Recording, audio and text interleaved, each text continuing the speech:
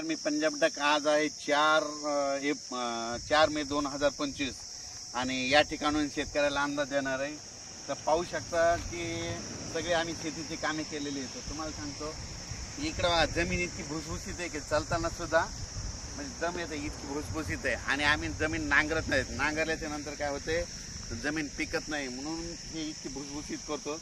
म्हणजे पाहू शकता की किती भुसभुशीत आहे आणि हा सगळा सेंद्रिय कर्ब आहे. तर या ठिकाणाहून महाराष्ट्रातल्या शेतकऱ्याला अंदाज देणार आहे. राज्यातल्या सर्व शेतकऱ्यांना सांगितलं की मी म्हणलं होतं की तुम्ही काय करा, 3 मे पर्यंत तुमचा कांदा झाकून घ्या. कारण की काल बघितलं ना, चंद्रपूर भागामध्ये खूप ठिकाणी पाऊस झाला, त्यांच्या धान्याचं खूप नुकसान झालं. तर आता आज आहे 4 मे. तर आज तुम्ही बघा, आज नंदुरबार भागाकडं लगेच टीव्हीला बातमी येईल की आज नंदुरबारकडे खूप पाऊस पडला, म्हणून हा अंदाज लक्षात येता. पण राज्यातल्या शेतकऱ्याला सांगतो की राज्यामध्ये काय झालं, गुजरातकडे खूप पाऊस पडणार आहे. त्याच्यामुळे काय होणार आहे, आज नंदुरबार म्हणजे आज 4 मेला नंदुरबारकडे पाऊस येणार आहे. 5 मेला परत तो नाशिककडे येणार आहे. 6 मेला लगेच पुन्हा मराठवाड्याकडे येणार. 7ला पुन्हा परत विदर्भाकडे जाणार आहे. 8ला परत म्हणजे भाग बदलणार आहे. म्हणजे असं किती 6 मे पासून ते जवळपास 13 मे पर्यंत दररोज 2 दिवस ह्या भागात, दुसऱ्या दिवशी त्या भागात, पुन्हा ह्या भागात, ह्या भागात, म्हणजे दररोज भाग बदलत सर्वदूर नाही पडणार, पण अवकाळी असणार आहे, म्हणून हा अंदाज लक्षात द्यायचा. आणि सर्वांसाठी आनंदाची बातमी की तुम्हाला एक सांगतो की यावर्षी मान्सूनला असं पोषक वातावरण समुद्रामध्ये आत्ताच तयार झालंय. म्हणजे यावर्षी चांगला पाऊस पडणार आहे, लवकर देखील येणार आहे, वेळेवर येणार आहे, म्हणून हा अंदाज लक्षात येतात. आणि तुम्हाला एक सांगू इच्छितो की यावर्षी जवळपास 19 मेला अंदमान बेटावर मान्सून दस्तक देणार आहे. म्हणजे 19 मेला अंदमानवर मान्सून येणार आहे, 19 मेला, म्हणून हे लक्षात द्यायचं. आणि तिथून काय होतं की लगेच तिथून कंप्लीट 22 दिवसाला आपल्या केरळला येतो. तिथून 4-5 दिवसात म्हणजे 15-16 जूनच्या दरम्यान आपल्याकडे पाऊस येण्याची शक्यता आहे, म्हणून हे लक्षात येतं. यावर्षी चांगला पाऊस आहे, खूप पाऊस पडणार आहे, त्याच्यामुळे काही चिंता करायची गरज नाही. शेतकऱ्याला परत एक अंदाज देतो.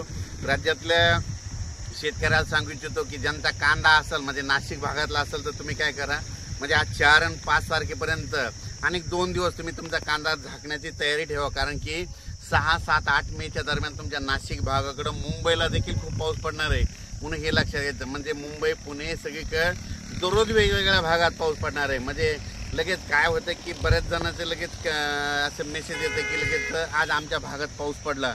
तर तुम्हाला सांगतो, हे अवकाळी पाऊस सर्वदूर नसतो, फक्त जिकडे पडला तिकडे असतो. फक्त काय होतंय, उन्हाळ्यात अवकाळी कशामुळे येतात की काय होतंय, उन्हाचा पारा एकदम 45 अंशावर गेला की शेवटी निसर्गालाच काळजी असते की निसर्ग त्याला दाबण्यासाठी लगेच पावसाला पाठीत असतो, म्हणून हे लक्षात येतं. देशाची परिस्थिती सांगायची झालं तर गुजरात, मध्य प्रदेश, दिल्ली, त्याच्यानंतर उत्तराखंड या भागाकडं म्हणजे आता ह्या 2-4 दिवसात म्हणजे 6 मे ते 14 मेच्या दरम्यान म्हणजे तिकडल्या राज्यात देखील पाऊस पडणार आहे, त्या राज्यात पडणार आहे, म्हणून आपल्या महाराष्ट्रात देखील भाग बदलत पाऊस पडणार आहे, म्हणून हे अंदाज लक्षात येतं. या पावसात विजेचं प्रमाण जास्त असल्यामुळे माझी शेतकऱ्याला विनंती आहे की आपली जनावरं झाडाखाली बांधू नका. आणि तुम्ही या अवकाळी पावसामध्ये काय करा की विजा कडकडत असताना झाडाखाली थांबू नका. विजा कडकडायला लागलं की लगेच घर जवळ करायचं, म्हणून हे लक्षात येतं.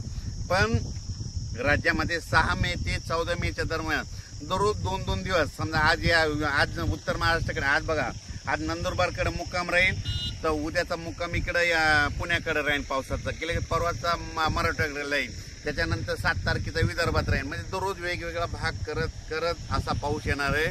सर्वदूर काही पडणार नाही. त्याच्यामुळे सर्व शेतकऱ्यांनी लक्षात येतं. मुंबईकरांना दिलासाची एक बातमी, मुंबईला देखील तुम्हाला गरमीपासून सुटका मिळणार आहे, तुम्हाला पावसात भिजायला भेटणार आहे. असं तसं नाही, चांगलं 2-4 दिवस पावसात भिजायला भेटणार आहे, म्हणून हे लक्षात येतं. कोकणात देखील पाऊस येणार आहे, म्हणून कोकणातल्या आंबेवाल्याने तुम्ही तुमच्या आंब्याची काळजी घ्या, म्हणून हे देखील सांगतो. आणि राज्यात म्हणजे आणखीन एक सगळ्यात महत्त्वाची ही टीप लक्षात घ्या. आता हे मे महिन्यामध्ये समजा जर आमच्या हे गुगळी धामणगावला पाऊस पडला आणि सेलूला पाऊस नाही पडला या महिन्यामध्ये अवकाळी, तर येणाऱ्या पावसात आमच्या गावाला दररोज पाऊस पडणार आणि बाजूच्या गावाला सोडून देणार.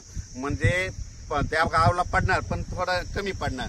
पण जिथं उन्हाळ्यामध्ये जास्त पाऊस पडतो ना, त्या भागाला पावसाळ्यात पाऊस जास्त पडतो आणि जे भाग सोडून देतो ते भाग मध्ये सोडून देतो, तर हे लक्षात येतं. अचानक वातावरणात बदल झाला तर लगेच एक मेसेज दिला जाईल. धन्यवाद. अशाच विविध विषयांवरील माहितीपूर्ण व्हिडिओ पाहण्यासाठी विजय बोले चॅनल सबस्क्राइब करा. हे मोफत आहे. बेल आयकॉन दाबून नोटिफिकेशन मिळवा.